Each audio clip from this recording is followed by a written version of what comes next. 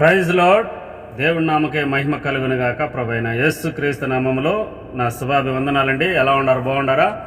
దేవుని మహాకృపను బట్టి మీరందరూ కూడా బాగుందరు గాక. దేవుడు అట్టి కృప మీకు అనుగ్రహించును గాక.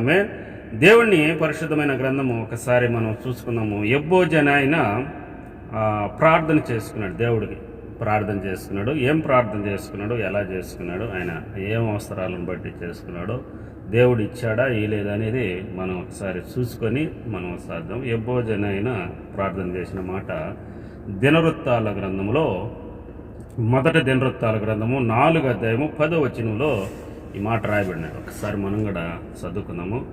యెబ్బోజు ఇశ్రాయేలు దేవుడిని గురించి మొర్రపెట్టి, నీవు నిశ్చయముగా నన్ను ఆశీర్వదించి నా సరిహద్దులను విశాలపరిచి నీ చెయ్యి నాకు తోడుగా నుండి దయచేసిన నాకు కీడు రాకుండా దానిలో నుండి నన్ను తప్పించమని ప్రార్థింపగా దేవుడు అతడు మనవి విని దానిని దయచేసెను. దేవుని ప్రియులారా, యెబ్బోజన అయిన ఇశ్రాయేలు దేవుడైన యెహోవాకు ఆయన ఏం చేశాడంటే మొరపెట్టుకున్నాడు. ఏమనంటే, నాకు ఏం చేయాలంటే నిశ్చయముగా నన్ను మొరపెట్టుకుని ఏం పెట్టుకుని నిశ్చయముగా నన్ను ఆశీర్వదించు.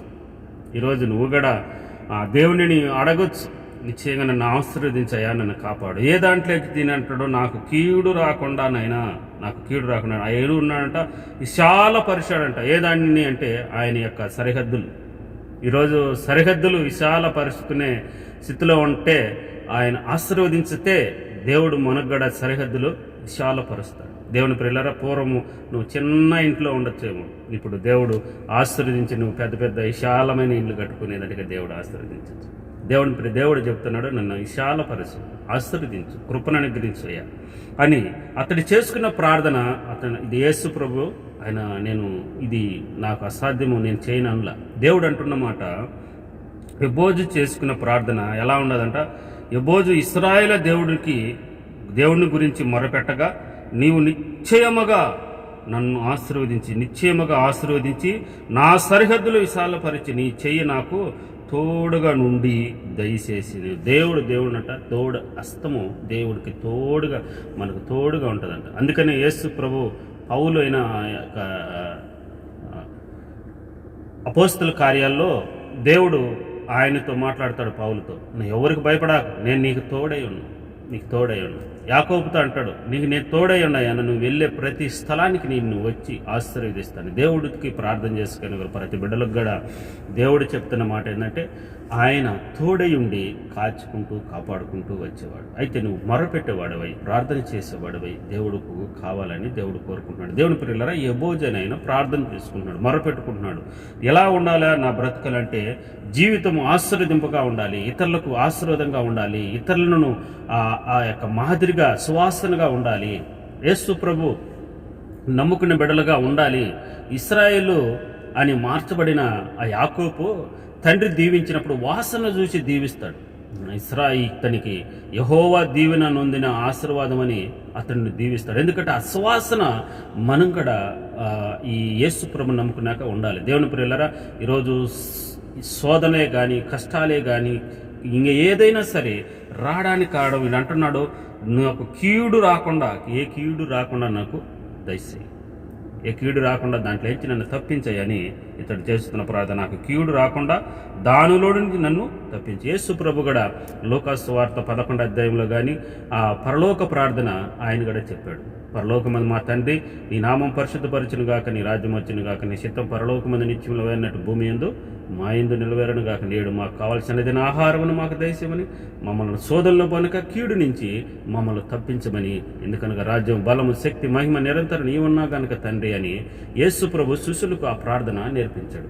ఈ యెబ్బోజు కూడా ఏం ప్రార్థన చేస్తున్నాడు అంటే, నన్ను కీడులోంచి తప్పించాయా. ఎందుకంటే కీడు ప్రతి మనిషిని వెంటాడుతూ ఉంటుంది. కీడు అనేది ఏదంటే సాతాను శోధన. దేవుని ప్రియులారా, నీతి నిజాయితీగా ఏ మనిషి బ్రతకాలన్నా కానీ అతనికి అనేకమైన శోధనలో, అనేకమైన కష్టాలు, అనేకమైన శ్రమల్లో నుంచి వాడు వెంటాడుతుంటాడు. ఎందుకంటే నీకు అలాంటి, నువ్వు నిజంగా నేను నీతిగా బ్రతకాలి, అన్యాయం నేను ఉండకూడదు, ఇతరులకు అన్యాయం చేసేవారుగా ఉండకూడదు అని నువ్వు అనుకున్నప్పుడు మనకు వ్యతిరేకమైన అన్నీ తెచ్చి పెడతా ఉంటాడు. దేవుని ప్రియులారా, ఈరోజు తాగేవాళ్ళు కానీ, ఇష్టానుసారమైన జీవించే వాళ్ళకి కానీ చూడండి, ఎవరు ఏ అడ్డం ఉండదు.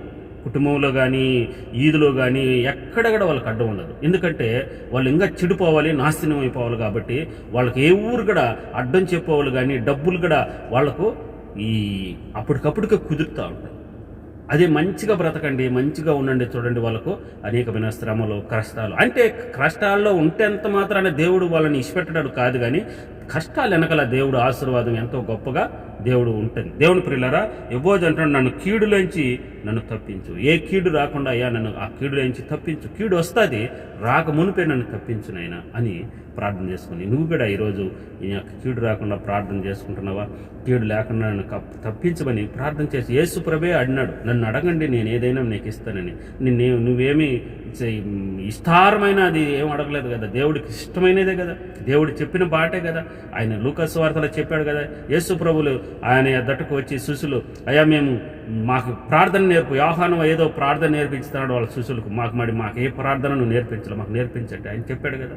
దేవుని ప్రియులరా, కీడులోంచి మనం కూడా తప్పించుకుంటూ పోవాలంటే దేవుడిని అడగాలి. ఆయనను మనం నిశ్చయంగా ఆ ప్రార్థన ఆలకించి దేవుడు మనల్ని ఆశీర్వదించి దేవుడు అంటున్నాడు, నిశ్చయముగా ఆశీర్వదించి నా సరిహద్దులు విచారపరిచి నీ చెయ్యాలి. ఎలా ఉండదంట, దేవుడు మనకు తోడుగా ఉండే దేవుడు. నువ్వు మొరపెట్టాలి. నువ్వు అడగకుండా ఉంటే అడగంది అమ్మైనా పెట్టదు కదండి, అడగకంటే అమ్మైనా పెట్టదు. ఈ లోకంలో ఎవరైనా అడగకుంటే నీకు ఎవరైనా ఏదైనా ఇస్తా ఇవ్వగలుగుతారా, పెట్టగలుగుతారా? నీకు ఆశలు ఎన్నో ఉండొచ్చు, కానీ దేవుడిని అడక్క, ఇతరులను అడక్క, ఏం అడగకుండా నీకు కావాలనుకున్న వస్తువు వస్తుందా? తినే అన్నమైనా కానీ, భార్యనైనా నువ్వు తల్లినైనా అడగాల్సిందే. అడిగితే కదా దేవుడు అంటున్నాడు, నిన్ను ఆశీర్వదించాలన్నా కానీ అడుగు. యాకోబును ఆశీర్వదించేదానికి కారణము ఆయన యెహోవా రోజు కాడ అతడు పెనుగులాడినప్పుడు ఆయన ఏమన్నాడు, నన్ను ఆశీర్వదించితే నేను పోతానయ్యా, ఆశీర్వదించే. సరే, నేను ఆశీర్వదిస్తానని దేవుడు ఆశీర్వాద పాత్రగా, అందుకనే ఈ మాట చూడు, ఇశ్రాయేలు దేవుడు ఇశ్రాయేలుగా మార్చినాడు. యాకోబును ఇశ్రాయేలుగా మార్చాడు. ఆ దేవుడు ఆయనను కూడా మొరపెడుతున్నది ఏంటంటే, ఇశ్రాయేలు దేవుడికి మొరపెట్టగా ఆయన నన్ను తోడుకొని వచ్చాడు, ఆశీర్వదించాడు. నిశ్చయముగా నన్ను ఆశీర్వదించి నా సరిహద్దులు విశాలపరిచాడని దేవుడు వాక్యం చదువుతాను. నీ సరిహద్దులు విశాలపరచాలంటే దేవుని కూడా నువ్వు కూడా అడిగి దేవుని దీవెనను పొంది దేవుని నామకు మహిమకరంగా ఈ లోకములో జీవించుగాక. దేవుడు కృప, దైవ కృప మీ అందరికీ తోడై ఉండి మిమ్మల్ని అందరినీ దీవించి ఆశీర్వదించునుగాక. ప్రతి సమస్య యేసు క్రీస్తు నామములో తొలగిపోవునుగాక. ఆమేన్, ఆమేన్, ఆమేన్.